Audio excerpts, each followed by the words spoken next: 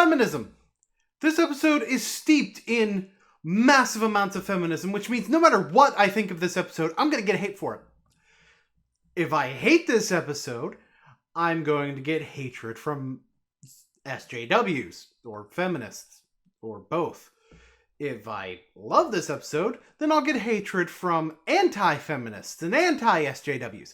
If I have a mostly neutral opinion towards it, I'm going to get hated by the people who think that I should have a stronger reaction to it. So, you know what? Fuck it.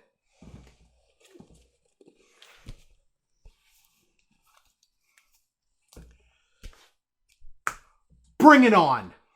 We open in the medieval fantasy genre with a princess being chased by a dragon and falling down a well. Which I really do like. It's a well-paced sequence, and it sets up the context for what we're going to see later on. It's a good start. The princess winds up in Townsville and gets saved from the dragon by the girls. And so far everything makes sense. Blossom uses her ice breath again, Buttercup pokes the princess's boob with a stick, and lesbian kiss. So, you know, there's something for everyone here. The next few minutes are full of fish out of water humor that works really well. They do a good job of using those Disney princess tropes and pointing out how weird they are in this superhero setting. Although there is one thing that I definitely have to call out as being dumb, and that's the musical numbers. So I guess gotta cover those now. The first one is an introduction to Princess Bluebell, our stereotypical Disney princess in question. And I think I need to go into music reviewer mode. Okay, this first one isn't that bad. The first half is just Bluebell introducing herself, that's fine. But next we've got the girls singing, with the only one who isn't tone deaf here being Bubbles. Which would be fine on its own, since the episode Tiara Trouble established this characterization from the get-go. But I want you to make note of this rhyme scheme. Keep in mind, these three lines, when basically the same sort of cadence was used in the first half of this, was they're supposed to rhyme with each other. It's clear that there's supposed to be rhyming going on right here. It's 'cause you're all with me, and because I love to sing, and it tells the creatures help me do my hair.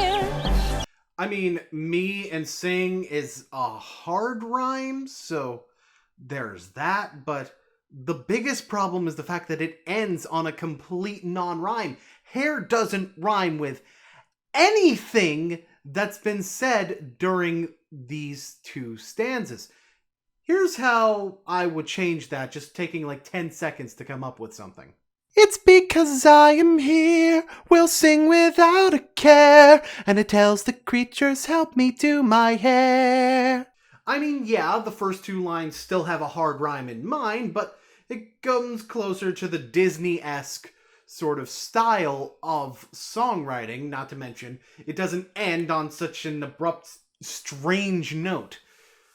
This is the best musical number in the entire episode, which is kinda concerning, honestly. Blah blah blah exposition is stuff we already know, and the princess is now jumping into a volcano to get a prince to save her. Although I'd like to note that based on the way that this episode ends, the writers seem to think that this is important. Lovely voice and all, but maybe you could just tell us, like, without song? I'll discuss why they think it's important when I get to the ending, but let's just say this isn't one where I think it's honestly a case of a small detail leading to a misdirection. The girls explain that Bluebell shouldn't put herself in danger in order to get her prince to show up and save her. Although they do try to paint it as the girls saying for Bluebell to be literally anything other than herself.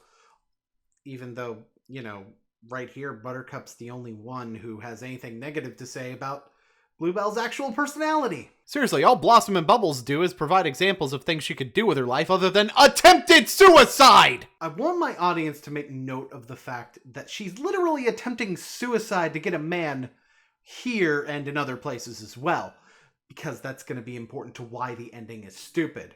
But for now, we have the second musical number of the episode. The one that everyone hates. Including me! Look, I have absolutely no problem with rap-based musical numbers, even when talking about a setting where rap wouldn't make any goddamn sense, but it still needs to be good. And to explain why this is objectively shit, I'm gonna have to go into music reviewer mode again! I don't have a fancy animation for that switch. You're a princess, that's clear enough. But a princess is better when she's tough. Explosion! First of all, again, Buttercup's the only one telling her who she is supposed to be over this garbage beat and this 80s level freaking lyricism, and not in a charming way either, like what's actually present in the 80s. I mean, I hate to say that anyone sounds white when they're rapping, but you guys make me look like Tech 9. You've got to be a superhero with mad flow. You know what's weird about this? Blossom actually has the best delivery of the three girls, despite the fact that she doesn't seem to enjoy doing rap. It's kind of weird. I get kind of a Beastie Boys-esque vibe from her delivery. I don't know why Beastie Boys comes to mind with Blossom. I picture her taking inspiration from sort of the white guy style of rap, like the good white guy style of rap, not the cringy type, like Buttercup seems to be taking inspiration from. But unfortunately, we don't get to hear a follow-up to this halfway decent flow, because Now it's time for a Buttercup beatbox solo! indeed, I timed this little beatbox solo, and it's literally 10 seconds of Buttercup making terrible sounding record scratch noises in front of photos clearly taken off of Google Images. And it makes me ashamed to say that I've even watched a single episode of this series, never mind enjoyed any of it. Bluebell's shown to have already left at the end of the number anyway, so it's very likely that she heard absolutely none of this. We then get a montage of Bluebell repeatedly attempting suicide, and the girls save her. The only thing here that isn't a straight up suicide attempt is, you know, her climbing to the top of that building. It's stupid and dangerous, and that's the point. And it's actually probably the best one because, you know, she doesn't die if the prince doesn't show up with absolutely perfect timing. I mean, I guess you could say that the poison apple would have the same effect that it had on Snow White in the Disney movie, you know, putting her to sleep. But the girls have no reason to know that. They just know that the apples are poisoned.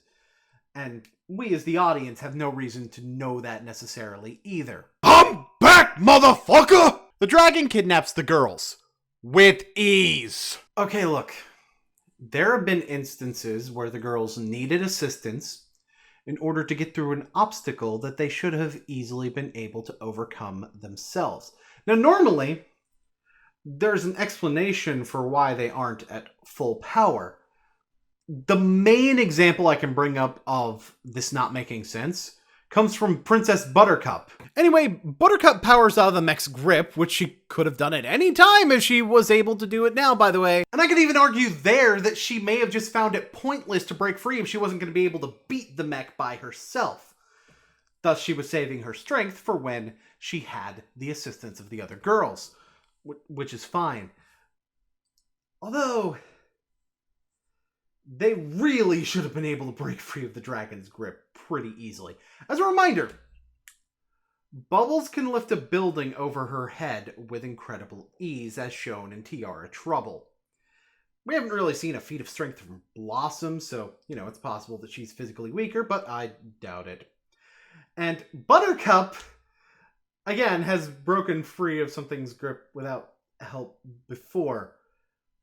Going back to Princess Buttercup for a moment, what's sad about this is that they could have easily had a perfectly good explanation for this particular scene, mind you, in that episode. Remember that indestructible crystal that wasn't actually indestructible? That crystal could have had some property that either nullifies or resists the girl's powers instead of being indestructible, even though it was destructible.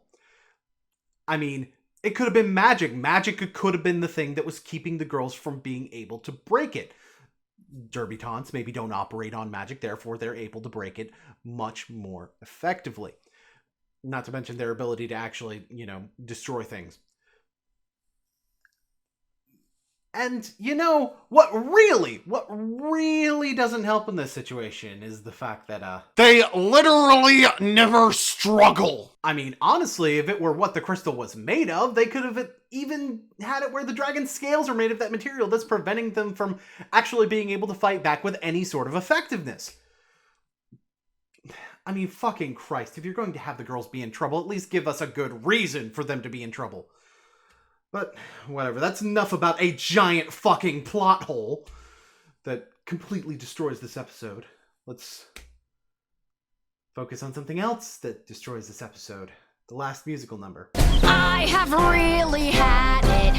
I can't take anymore. Okay, so the less refined delivery does a good job of showing the character's anger, and this is exactly the type of first line that should be here for this type of song in a Disney musical.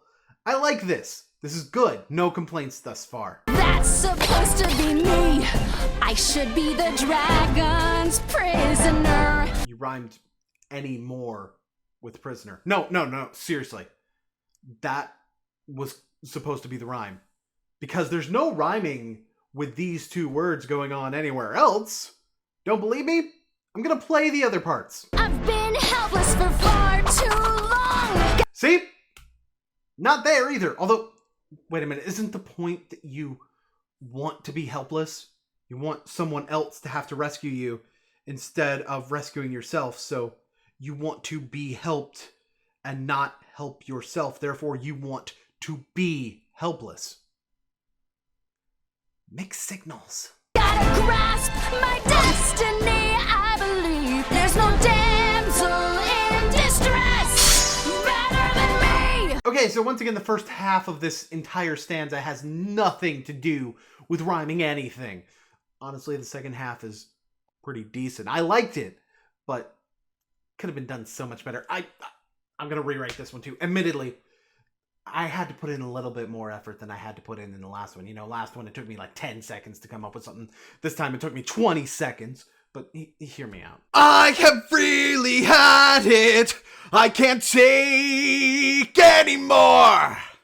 If neither dragon nor prince will take me, then I'll take what I want. Yeah, it's a little bit of a hard rhyme, but there is actually a point to using these lyrics other than just the fact that they sort of rhyme at the very least.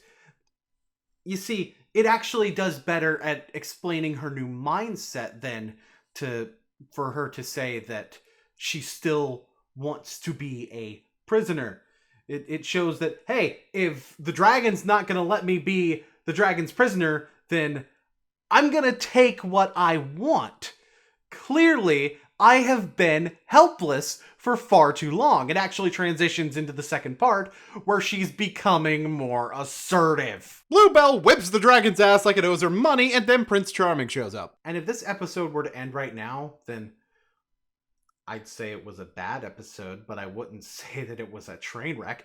Now we're getting into actual train wreck territory. So the princess expresses that she doesn't need the prince anymore because she's self-reliant, which is good. Then she says that she doesn't need the Powerpuff Girls either, which is also good. I mean, after all, if she's going to rely on the girls, that kind of defeats the purpose of her saying that she's self-reliant. But then she says it's because they didn't respect her for who she was from the very beginning. I'm sorry, but you mean to tell me that you don't like the girls telling you to be more self-reliant now that you have decided to be more self-reliant?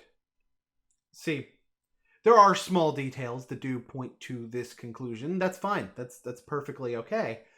Except they focus on this so much when the main thing that happens in this episode outright contradicts it.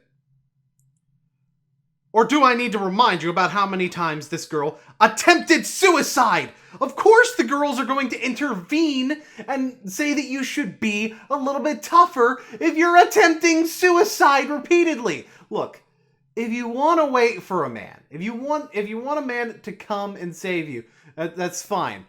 But you are literally putting yourself in a situation where you are going to die if he doesn't. Clearly, intervention was needed. The episode ends with a clarification that you can like whatever you want. Which, yeah, that makes perfect sense. It shouldn't matter what you're doing. It shouldn't matter if other people would live their life differently from you. What matters is how you live your life, as long as you're not hurting others or yourself. And honestly, that last part of that statement I just made, that's the problem with what they did here. They used a character that had a reason for someone to intervene in order to display this. I think there's probably a more eloquent way that I could put this, but not 100% sure how to do it. Wait, I got it.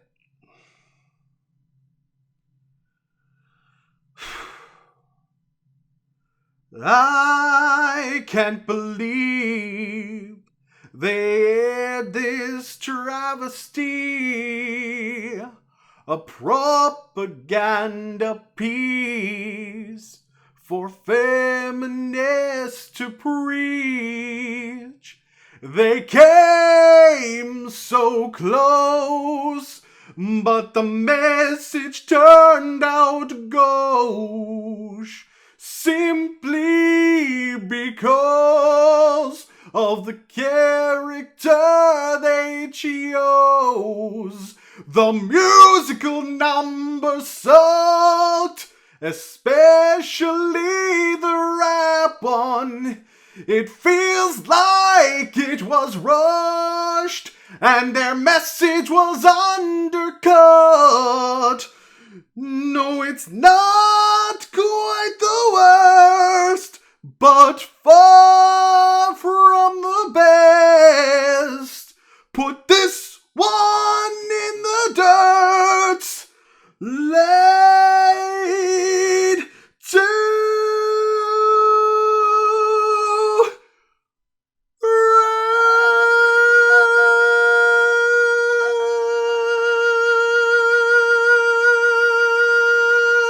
rest. Ayo, you got him? No.